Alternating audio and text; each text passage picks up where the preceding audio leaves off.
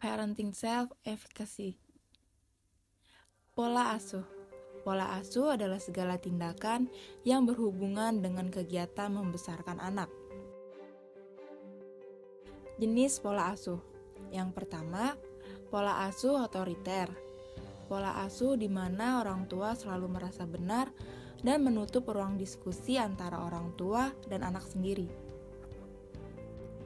Contohnya, terlalu memberikan banyak aturan kepada anak atau tidak memberikan kesempatan anak untuk menyampaikan pendapat.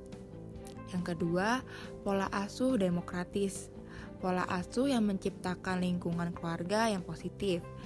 Contohnya, memberikan kesempatan anak untuk berpendapat atau memberikan kesempatan bagi anak untuk menentukan keputusannya sendiri.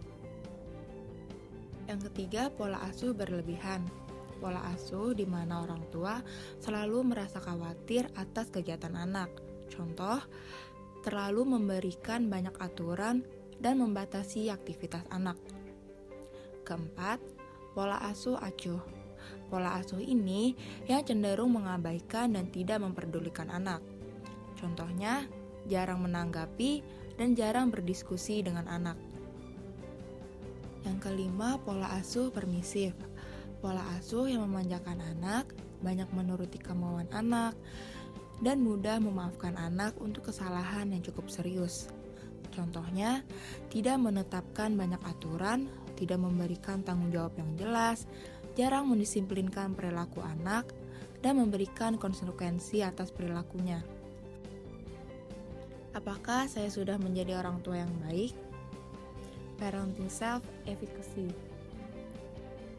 Parenting self-efficacy merupakan persepsi orang tua terhadap kemampuannya untuk menjalankan peran sebagai orang tua yang dapat membantu perkembangan anak secara positif. Kepercayaan diri orang tua dalam mengasuh anaknya disebut dengan parenting self-efficacy. Tugas orang tua ketika melakukan proses parenting pada anak. Yang pertama, pencapaian anak dalam sekolah, memberikan motivasi berprestasi pada anak, dan memberikan contoh bagaimana bersikap dalam belajar dapat mempengaruhi proses belajar anak.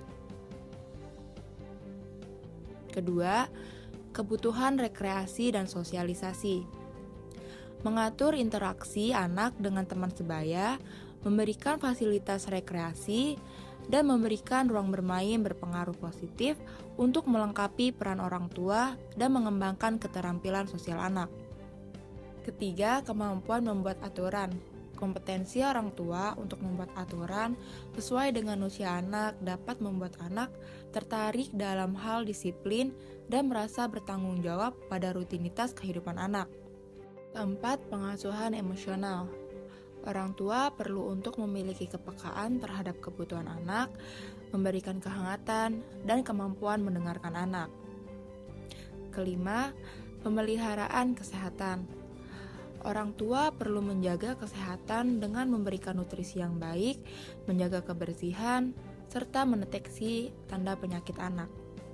Albert Bandura mengatakan, orang-orang yang memiliki rasa self-efficacy dapat bangkit kembali dari sebuah kegagalan.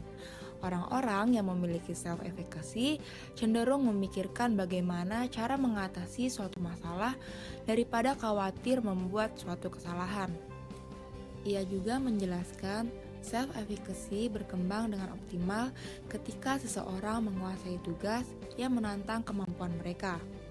Self-efficacy juga dapat dikembangkan melalui pengamatan seseorang dalam menyelesaikan suatu tugas. Persuasi verbal juga dapat berperan dalam pengembangan efikasi diri.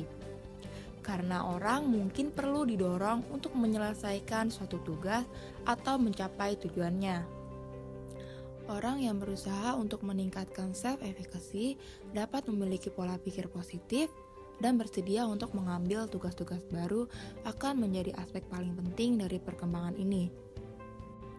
Cara meningkatkan parenting self-efficacy. Faktor yang mempengaruhi self-efficacy adalah yang pertama, faktor orang tua, meliputi usia, jenis kelamin, latar belakang budaya, dan kondisi kesehatan. Yang kedua, faktor anak. termasuk usia, jenis kelamin, tingkat pendidikan, kondisi kesehatan, dan masalah perilaku.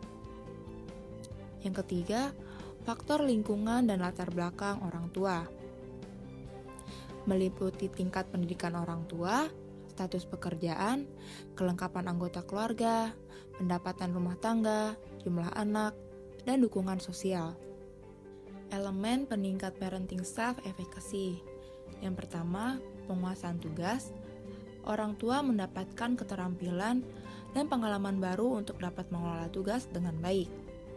Bisa dengan mengikuti program pelatihan dan pendidikan orang tua. Yang kedua, persuasi verbal. Orang tua diharapkan untuk bersikap terbuka dalam menerima saran dan nasihat dari lingkungan untuk mencapai tujuan yang diinginkan, seperti tidak memarahi anak-anak dan membiarkan anak untuk melakukan kesalahan. Yang ketiga, modeling. Orang tua dapat melihat dari pengalaman orang tua lain dan mendemonstrasikan perilaku yang positif kepada anak agar anak dapat meniru perilaku tersebut, seperti menerapkan kedisiplinan dan menerapkan perilaku tidak berlebihan dalam beraktivitas pada anak. Yang keempat, fisiologis dan psikologis. Orang tua yang sehat secara fisik dan pikiran dalam membina hubungan kepada anaknya melalui pola pikir dan tindakan sehatnya dapat membantu anak mengalami perkembangan yang sehat, seperti berolahraga dan menerapkan gaya hidup sehat melalui praktek langsung. Psikoedukasi. Psikoedukasi adalah suatu bentuk pendidikan terhadap keluarga dalam upaya pertama, meningkatkan pengetahuan orang tua dalam pengasuhan anak. Kedua, memberikan suatu informasi mengenai tantangan yang dihadapi dalam hidup. Ketiga, membantu mengembangkan sumber-sumber dukungan sosial. Keempat, mengembangkan keterampilan mengatasi konflik yang penuh dengan masalah. Dengan cara pertama, mengikuti kegiatan ceramah secara lisan atau mendapatkan informasi melalui pamflet brosur, iklan, dan media digital. Kedua, mengikuti program pranikah yang disediakan pemerintah dalam bentuk psikoedukasi bagi pasangan yang berencana memiliki anak.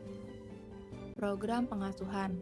Pemberian informasi melalui program pelatihan pengasuhan merupakan tindakan yang secara tidak langsung diturunkan kepada anak, namun dilakukan dengan mengubah perilaku pengasuh agar berperilaku lebih peka terhadap anak.